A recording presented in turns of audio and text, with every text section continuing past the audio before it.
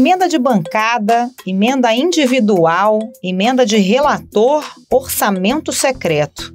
Nos últimos tempos, essas expressões se tornaram cada vez mais comuns no noticiário. E não é à toa. E apesar dos cortes no orçamento, o presidente Jair Bolsonaro manteve a previsão de gastar mais de 16 bilhões de reais com emendas de relator. O instrumento ficou conhecido como orçamento secreto e é usado pelo Planalto como ferramenta de manutenção da base aliada no Congresso. E o uso desses recursos pelos parlamentares, em muitos casos, não segue critérios técnicos objetivos. Pelo contrário, são inúmeras as suspeitas de uso irregular desse dinheiro. Os policiais apreenderam documentos nas residências e nos escritórios políticos dos 3 parlamentares. O deputado Josimar Maranhãozinho é alvo da PF desde 2020. Os investigadores apontam que ele chefia um esquema criminoso para desviar emendas parlamentares. Apesar disso, nenhum outro país em uma lista com 30 democracias que integram a OCDE, a Organização para a Cooperação e Desenvolvimento Econômico, oferece tanto poder aos deputados e senadores para decidir como aplicar o dinheiro público. Um estudo do economista Marcos Mendes revelou que os parlamentares decidem o destino de 24% do total de investimentos feitos pelos ministérios. Em 27 países, não passa de 2%. O índice mais alto é o da Estônia, 12%. Mas por que isso acontece? O presidente da República, Jair Bolsonaro, praticou um certo sincericídio, né? Ele disse que as emendas de relator, né, a famosa RP9, né, o orçamento secreto, o famoso orçamento secreto, serve para acalmar o parlamento. Bom, acalmar o parlamento que está com ele, né? Não é para acalmar o parlamento como um todo. Como o orçamento do Brasil se tornou único, uma verdadeira jabuticaba na comparação com outras democracias do mundo e da América Latina, por que essa constatação prejudica a eficiência dos gastos públicos? E há, nesse momento, alguma disposição do parlamento para mudar isso? Esses são os temas do Ao Ponto desta quarta-feira. Eu sou o Roberto Maltic, estou com a Carolina Moran e nesse episódio conversamos com o autor do estudo, o economista e professor do INSPER, Marcos Mendes. Fique com a gente.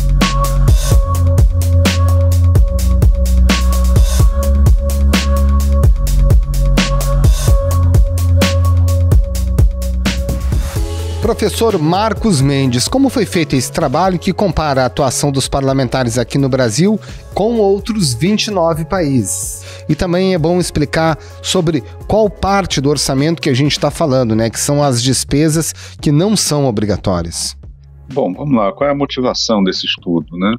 A gente vê todos os dias a imprensa falando que aumentaram as emendas dos parlamentares ao orçamento, que existe orçamento secreto, existe denúncia de corrupção em cima dessas verbas decorrentes de emendas parlamentares. E a resposta que a gente ouve do lado de quem sempre defende as emendas é: isso faz parte do processo democrático, em toda democracia o parlamento participa do orçamento, o parlamento é um poder eleito, ele precisa participar do orçamento. Eu falei, bom, então vamos ver como é que funciona nas outras democracias, qual é o volume de recursos que os parlamentos dos outros países alteram a proposta orçamentária que é preparada pelo Poder Executivo. E os números que eu cheguei mostram que no Brasil as alterações feitas pelo parlamento são em dimensão muito superior. A maioria dos países da OCDE, as alterações feitas pelo parlamento nas dotações orçamentárias não passam de 0,01% daquela parcela do orçamento que é não obrigatória, né? A gente sabe que todo orçamento tem uma parcela obrigatória em todo o país, que é folha de pagamento, são aquelas despesas fixas, e tem aquela parcela não obrigatória, que é todo ano direcionada para as prioridades da política pública. Pois bem, essa parcela não obrigatória, apenas 0,01% ou menos, é alterada nos outros países, nos países da OCDE. Aqui no Brasil são 24%, quase um quarto de toda a despesa. É uma desproporção muito grande. E o outro detalhe é de que a maioria dos países, a participação do parlamento é na definição das grandes prioridades. São decisões do tipo vamos, nos próximos 2, 3, 5 anos, gastar mais com educação e gastar menos com defesa, ou gastar mais com meio ambiente, menos com saúde. Tem um processo de escolha pública. Democratas e republicanos não conseguem chegar a um acordo para expandir programas sociais básicos, como licença maternidade, mas rapidamente liberam mais verba para o orçamento de defesa. No Brasil, não. No Brasil, o parlamento intervém no detalhe da despesa. Vamos fazer uma escola no município X do estado Y. Vamos mandar kits de robótica para as escolas do município tal. Então, é um microgerenciamento que acaba prejudicando a política pública, porque os parlamentares individualmente não trabalham com base no planejamento de política pública de curto, médio e longo prazo. Quem tem capacidade de fazer isso é o Poder Executivo, que executa as políticas efetivamente. Então, isso deteriora muito a qualidade do orçamento, abre muito espaço para corrupção, muito espaço para desperdício. Professor, quando a gente está falando do poder de decisão do Congresso, a gente está falando de emendas parlamentares, é basicamente isso? É essa forma que o Congresso tem de modificar a proposta orçamentária que vem do Executivo? Principalmente emendas parlamentares. Hoje você tem as emendas parlamentares individuais, cada parlamentar tem um montante de dinheiro para apresentar de emenda. As emendas de bancadas estaduais, então os parlamentares do mesmo estado se reúnem e decidem as emendas que vão apresentar. As emendas de comissões temáticas e as emendas de relator, que são essas últimas que foram criadas recentemente, em que o relator pega uma parcela do orçamento e distribui para os parlamentares da forma que ele quer e a população não fica sabendo quem foi o parlamentar que indicou qual despesa.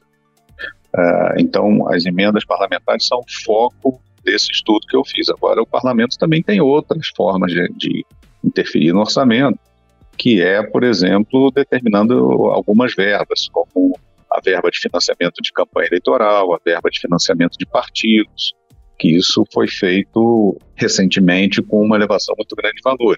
4 bilhões e 900 milhões de reais sairão dos cofres públicos para financiar as campanhas eleitorais deste ano. Ou pode também aprovar projetos propostos pelo próprio parlamento, criando novas despesas, sejam elas obrigatórias ou não obrigatórias e temporárias. Então, projetos criando novos benefícios, projetos criando novos programas também acabam interferindo no orçamento. O presidente da República pode vetar esses projetos, mas o que a gente tem visto nos últimos tempos é que esses vetos têm sido derrubados e os projetos propostos pelo Congresso têm sido efetivamente postos em prática.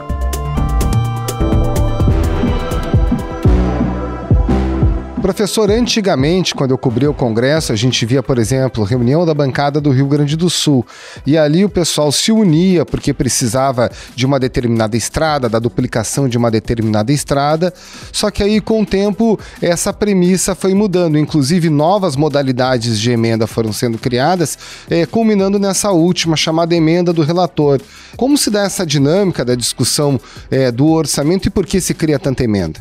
A emenda de bancada ela foi criada justamente para ter essa visão mais ampla, né, da bancada, por exemplo, do estado da Bahia, se reúne e vê quais são as principais estradas que precisam ser feitas, quais são os principais projetos de impacto regional em todo o estado, em diferenciação à emenda individual, que é voltada para um município específico, para um gasto mais localizado. Na prática, o que acabou acontecendo é que os parlamentares se reúnem e retalham essas emendas de bancada em pedaços que acabam virando mais emendas individuais. Acabam resultando em obras, em programas, em atividades que são muito parecidas com as emendas individuais. As emendas de relator acabam sendo a mesma coisa. O relator pega um pedaço grande do orçamento, distribui para parlamentares, os parlamentares apresentam emendas com o mesmo padrão de emenda individual. Isso segue uma lógica eleitoral do parlamentar que quer apresentar trabalhos, obras no seu município base, segue uma lógica também individual, muitas vezes, porque muitas vezes o parlamentar não está querendo beneficiar efetivamente quem está lá na ponta, mas sim beneficiar o fornecedor do serviço. Quando você faz uma licitação, como, por exemplo, para ônibus escolar superfaturado, você não está preocupado em dar um ônibus bom para os meninos irem para a escola, você está preocupado em dar dinheiro para quem está vendendo os ônibus, né? Então, isso aí também tem uma lógica de financiamento de campanha por trás. Então, tem um incentivo muito grande a particularizar e pulverizar os recursos das emendas. Aí a outra coisa que você me perguntou é por que vão inventando novas modalidades de emenda? Bom, muito bem, essas emendas individuais, até 2015, elas não eram obrigatórias. Os parlamentares apresentavam as emendas e as emendas eram executadas, o gasto era feito ou não, dependendo de haver dinheiro ou não, e dependendo desse parlamentar ser aliado do governo ou não, dele conseguir viabilizar essa verba ou não. Foi aprovada uma emenda que tornou obrigatória a execução das emendas individuais. E aí acabou o instrumento de barganha. Não tinha mais como barganhar, como favorecer quem estava a favor do governo para estimular a formação de um bloco votando a favor do governo. Aí criaram as emendas de relator, né, que acabam tendo essa funcionalidade. As emendas de relator acabam sendo direcionadas para aquelas pessoas do bloco de apoio ao governo. Então, à medida que vai perdendo funcionalidade no jogo político, vão criando outras emendas, outros instrumentos para fazer essa barganha política. Professor, além da criação dessas novas modalidades de emenda que o senhor está detalhando, houve também um aumento no valor das emendas ao longo desses anos, acompanhando a criação de novos tipos de emenda?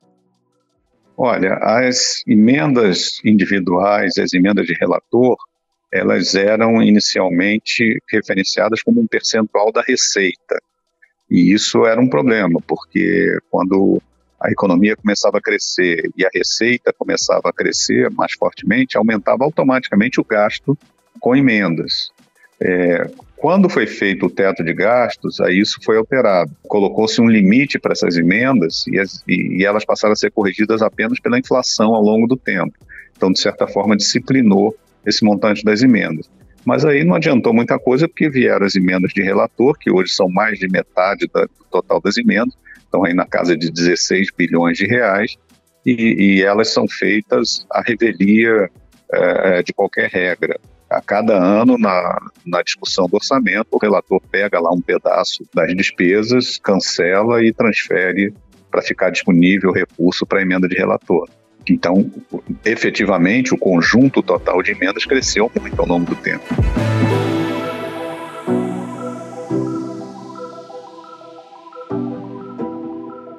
A Transparência Internacional denunciou o Brasil por retrocesso no combate à corrupção. O relatório entregue ao Grupo Antissuborno da Organização para a Cooperação e Desenvolvimento Econômico afirma que o presidente Jair Bolsonaro controla o Congresso por meio do chamado orçamento secreto. Professor, o senhor mencionou que esse modelo aumenta o risco da corrupção, né? E para além da corrupção, existe dentro do Ministério da Economia a chamada Secretaria de Planejamento, antes Ministério do Planejamento. E ali se definiam os principais destinos dos recursos. Dentro desse sistema que o senhor está detalhando aqui para a gente, essa secretaria passa a servir para quê e por que esse modelo aumenta a chance de corrupção? Bom, o modelo aumenta a chance de corrupção porque quando você tem pouca transparência, como é o caso das emendas de relator, você tem menor possibilidade de fazer o link entre uma despesa irregular e quem estava interessado nessa despesa. Então, quem tem interesse em fazer ato corrupto a partir de emendas se sente mais protegido de ser alcançado por órgão de controle, etc. Onde você tem menos transparência, você tem mais espaço para corrupção. Com relação a órgãos de planejamento, isso depende da conformação e do desenho de cada governo. Não necessariamente toda a ação de governo vinha do Ministério do Planejamento ou vem dessa secretaria dentro do Ministério da Economia. Tem os planos dentro do Ministério da Saúde, dentro do Ministério da Educação, dentro do Ministério do Meio Ambiente. Cada um tem o seu planejamento e as suas principais políticas públicas dentro de cada área. O problema desse sistema orçamentário que nós temos é que os parlamentares individualmente interferem nesse planejamento do Executivo, pendurando em cada um desses programas novas despesas ou criando programas novos totalmente à revelia do que está no planejamento dos ministérios. Ou, por exemplo, bagunçando uma estrutura de assistência à saúde, por exemplo. Digamos que o SUS tem um planejamento em que, dependendo do tamanho da cidade, ele faz um sistema de atendimento mais ou menos complexo. Cidades menores têm postos de saúde menos complexos, e aí, à medida que você tem problema de saúde mais grave, o doente é removido para um hospital de referência que fica localizado no município ao lado, que é um município maior, que tem mais densidade, maior escala de produção, e isso faz todo sentido do ponto de vista de eficiência do uso dos recursos, da melhor aplicação dos recursos. Aí vem uma emenda parlamentar e manda construir um hospital grande num município de 5 mil habitantes, onde esse hospital vai ficar ocioso e o prefeito não vai ter dinheiro para dar manutenção nesse hospital, e provavelmente esse hospital vai ficar abandonado. Quebra todo o planejamento, quebra toda a lógica e introduz um elemento de ineficiência muito grande no processo de oferta de serviço público. Professor, se a gente comparar o Brasil com outros países aqui da região, da América Latina, os parlamentares brasileiros são os que têm maior poder de discricionariedade, de determinar para onde vai a verba, e dessa forma, como o senhor está dizendo, quase paroquial, né, determinando a construção de um hospital ou compra de ambulância em determinados municípios? Essa é uma comparação muito interessante, que também está no banco de dados da OCDE, ainda que seja um pouco defasado no tempo, de uma década atrás, mas essas características não mudam fortemente ao longo do tempo. O que a gente vê nessa comparação é que na maioria dos países da América Latina, os parlamentos interferem no orçamento nos grandes números, como eu vinha falando antes para vocês, determinando se vai mais dinheiro para um ministério, daí tira dinheiro de outro ministério, quais são as grandes prioridades. Só tem 2 países em que o parlamento pode mexer no detalhe da despesa, no item de despesa, em que determina se a despesa vai ser feita nesse município ou naquele município, se vai ser feito um posto de saúde ou um hospital, aquela coisa mais miúda, mais detalhada. Esses 2 países são o Brasil e o Chile, sendo que a diferença é que no Chile, os parlamentares, o Congresso não pode aumentar a despesa, eles só podem mexer no orçamento para diminuir a despesa. Então o Brasil é o único país em que você pode mexer no detalhe da despesa e aumentar essa despesa, né? Então nós temos, não só somos diferentes do resto do mundo no montante total de emendas que é feito, como também no poder de mexer no detalhe do orçamento. Isso, inclusive, quando não se tem a garantia do recurso, né, para suprir essa demanda, ou seja, vai tirar de outra área. Exatamente. Aí tem outro detalhe muito importante, 2 coisas importantes a falar. Primeiro, essas emendas parlamentares, como é que elas são feitas? O orçamento sai do Poder Executivo já com um dinheiro reservado para as emendas individuais e para as emendas de bancada. Isso significa o seguinte, que o parlamentar não vai ter que ter o custo de dizer que eu vou tirar dinheiro da área A, B ou C para fazer a minha emenda. Ele já tem lá o dinheiro reservado. Então ele só faz a parte gostosa, de dizer onde ele vai gastar, sem fazer a parte custosa, quer dizer, eu vou tirar de tal lugar para gastar o dinheiro. Mas a gente já sabe que esse dinheiro vai deixar de ser gasto em outra área. Então foi o Poder Executivo que antes, na hora de mandar o orçamento, já fez o serviço duro, a parte chata de cortar verbas de outras áreas para deixar disponível para os parlamentares. O Ministério do Trabalho e Previdência teve a maior tesourada, R$1 bilhão. O da Educação aparece em segundo lugar. A segunda característica muito importante de chamar a atenção é o volume de emendas. No Brasil tem sido apresentadas quase 8 mil emendas por ano e aprovadas 6.500, 7.000 emendas por ano. Isso é totalmente fora do padrão internacional. Aí no meu estudo, que foi publicado hoje, eu conto o caso de Portugal, em que no último orçamento foram apresentadas 1.500 emendas e aprovadas pouco menos de 300. E o Instituto Orçamentário de lá, de análise orçamentária, similar à nossa instituição fiscal independente, as consultorias do orçamento do Congresso, eles fizeram um estudo detalhado dizendo, olha, é impossível dar qualidade ao orçamento tendo 300 emendas. A gente não consegue dar qualidade a esse gasto dessas emendas. Essas emendas perturbam o orçamento, elas tiram transparência, elas tiram qualidade do gasto. Eles estavam reclamando lá de 300 emendas, nós temos 6.500 emendas. Lá as emendas deles representam menos de 1% da despesa não obrigatória, que são 24%. Então a dimensão do nosso problema é muito grande. Agora, professor, o senhor traçou aí um histórico, né, do avanço dos tipos de emenda, e a gente percebe uma relação também com governos fracos politicamente, né? As emendas impositivas foram aprovadas no governo Dilma, que depois acabou sofrendo impeachment. A gente teve emendas de relator agora no governo Bolsonaro, que também tinha problemas de articulação com o Congresso nessa época. De fato, esse empoderamento do Congresso aumenta em governos mais fracos? Não tenho a menor dúvida disso. Nós temos um sistema político que anda na corda bamba. Por que ele anda na corda bamba? Porque o presidente da República se elege sem ter maioria no Congresso, porque nós temos uma pulverização partidária muito grande, um grande número de partidos sem identidade ideológica. Então, a única forma de governar, uma vez eleito, o presidente da República tem que formar uma base de apoio no Congresso, uma base majoritária no Congresso. A forma como se faz isso em todo lugar do mundo é repartir o poder dentro do Poder Executivo com os partidos da base. Então você chama para o seu ministério, proporcionalmente, representantes daqueles partidos que formam a sua base e governa conforme uma coalizão formada com esses partidos. Como tanto Dilma como Bolsonaro não quiseram fazer isso, confundiram governo de coalizão com corrupção, confundiram governo de coalizão com a não política, eles se isolaram politicamente, e aí o Congresso, se vendo, e os partidos majoritários se vendo fora do poder, encontraram uma forma de conquistar poder, e a forma de conquistar poder foi capturar o orçamento. E o Centrão, na Câmara, né, equivale a aproximadamente 300 deputados federais.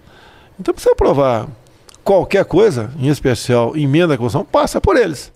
Foi isso exatamente que aconteceu. Tanto é que as emendas que aumentaram e tornaram obrigatórias as emendas, como você falou, ocorreram no governo Dilma e no governo Bolsonaro.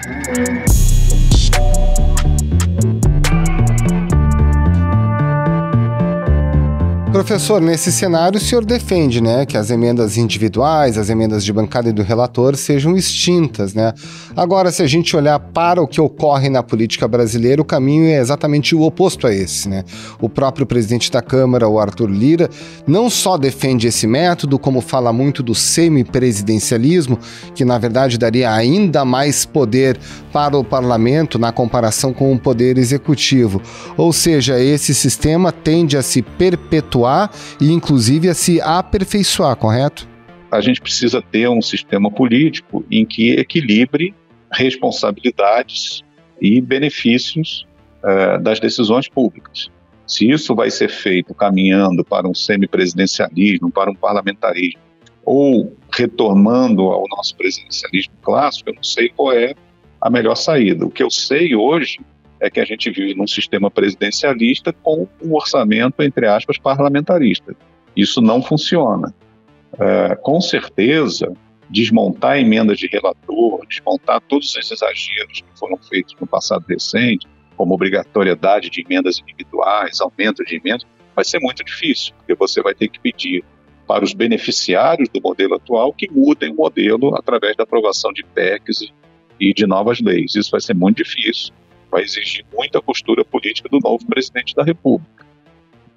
Então, a gente tem chance, sim, de caminhar para um problema institucional, porque essa captura de recursos, de ocupação política, não está acontecendo só nas emendas parlamentares, está acontecendo também, por exemplo, nas agências reguladoras, que deveriam ser órgãos de Estado, e estão sendo cada vez mais capturadas pelos líderes políticos que estão indicando seus prepostos para operar dentro dessas agências. Então, o espaço de governabilidade está cada vez menor e o presidente da República que vai ser eleito vai ter muita dificuldade de dar um norte, de executar efetivamente a política pública que ele prometeu para a população. Professor Marcos Mendes, muito obrigada pela participação. Bom trabalho aí para o senhor. Muito obrigado, professor. Um abraço. Muito obrigado. Bom dia a todos.